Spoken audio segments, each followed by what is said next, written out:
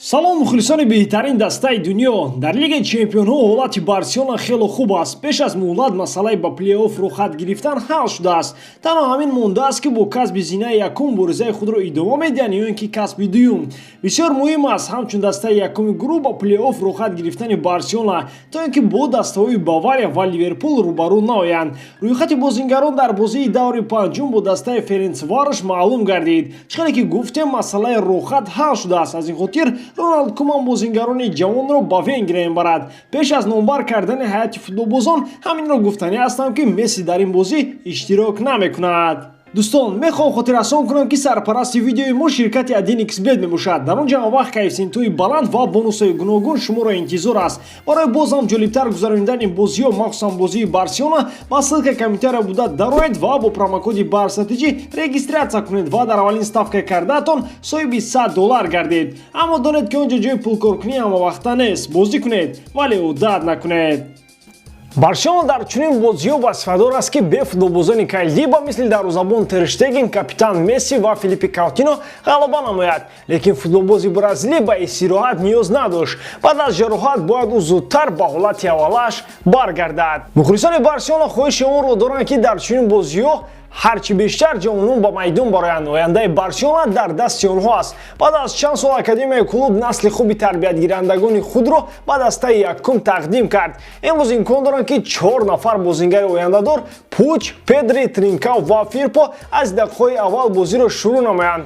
Мо ду варианти худро дорем ки эҳтимол дар ин бозӣ ҳайати асосиро ташкил медиҳанд. биёед аввал таваҷҷӯҳ мекунем ба рӯйхати бозингарон. ҳамаи дарвозабонҳое ки дар Барселона вуҷуд доштанд ба Венгрия сафар карданд. ғайр аз Тер Штеген, ҳар се дарвозабон Арнаут Тенас, Иньяка Пеня ва Нето имкон доранд дар бозӣ бо Ференсварош ба майдон бароянд. мо боварӣ дорем ки Барселона дар ин бозӣ ба хизмати дарвозабон эҳтиёҷ пайдо намекунад. ҳимоятгарон Клеман Лангле ягона бозингари солим дар ҳайати асосӣ ки метавонад ба саф баргардад. лекин ман пешгӯӣ мекунам ки дар ин бозӣ ба ӯ истироҳат медиҳанд. Оскар Мингеса, Сержино Дес, Хуниор Фирпо шанси баробар доранд.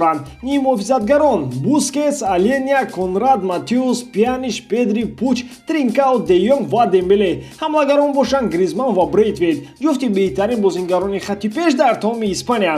онҳо мустақилона метавонанд корҳои бузургро анҷом диҳанд. акнун вариантҳои худро пешниҳоди шумо мекунем. ду ҳайати асосӣ пешгӯӣ шудааст ки Роналд КУМАН метавонад ба майдон орад. ба аксҳо таваҷҷӯҳ кунед ва дар комментария нависед ки кадомаш ба шумо писанд аст. варианти якум футболбозоне ки ба таври максималӣ ба ҳайати асосӣ наздик ҳастанд. Бусхемаи 4-2-3-1 дарвозабон Нето, 4 нафар ҳимоятгар Алба, Лангле, Мингеса, Дес, 2 нафар дар маркази майдон Де Йонг ва Бускетс, Педри дар пушти ҳамлагари марказӣ, дар ду тарафи ҳуҷум Дембеле аз чап, Гризман аз рост ва ягона ҳамлагар Брейтвейт. варианти дуюм ҳатман бо иштироки ду футболбози ҷавон Пуч ва Фирпо. дарвозабон Нето, агарчи бисёриҳо мехостанд Иньяка Пеня ҳам шанси худро соҳиб гардад. дар хатти ҳимоя бигзор Де Йонг бозӣ кунад, чунки ба майдон баромадани Лангле баъд аз тавбат хело хавфнок аст. се нафари дигар метавонад Фирпо, Мингеса ва Дес бошанд. Алина ҳамроҳ бо Пианиш дар маркази майдон, Педри, Пуч, Дембеле дар хатти ҳуҷум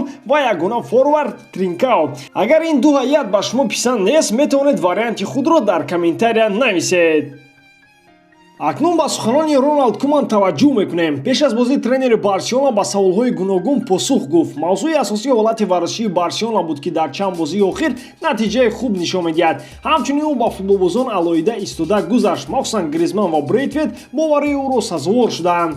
ҳамчунин КУМАН маҷбур шуд бори дигар қарори худро шаҳр диҳад ки чаро ба Месси истироҳат дод. баъдан суханони ӯро дар ин маврид бароятон баён медорам. ҳоло посухи тренер ба як савол барои ман бисёр ҷолиб буд. ки мехоҳам аз замин сар кунам. аз КУМАН пурсиданд ки агар дар моҳи январ имкон пайдо гардад ки фақат як трансфер анҷом дода шавад, ӯ ҳимоятгар мехост ё ин ки ҳамлагар. тренер гуфт ки ҳоло дар бораи бозингарони нав фикр кардан дуруст нест. дар аввал бояд президент маълум гардад. ин фактор ба трансфер таъсир мерасонад. ман намехоҳам дар бораи нови бозингарон гап занам. ҳамон чизе ки пештар мегуфтем КУМАН дарк кардааст то вақте ки президент интихоб нагардад анҷом додани трансфер ягон маънӣ надорад. дар мавриди истироҳат кардани Месси сармураббии Барселона чунин гуфт: бале, шумо дуруст қайд кардед. Пештар Мессиро розӣ кардан мушкил буд ки дар Лигаи Чемпионҳо иштирок накунад. Ӯ мехоҳад дар беҳтарин мусобиқа ҳамеша ба майдон барояд. Ман бо ӯ суҳбат кардам, лекин қарори ниҳоӣ дар дасти худам аст. Месси дар ин мавсим фақат 2 бор дам гирифт. Дар давоми мавсим дигар чунин имконият пайдо намегардад. Ҳоло барои истироҳат беҳтарин маврид аст. аз хонҳои тренер вобаста ба Месси чунин хулоса кардан мумкин аст ки ӯ ҳеҷ гоҳ барои беҳтар кардани статистикаи худ талош намекунад.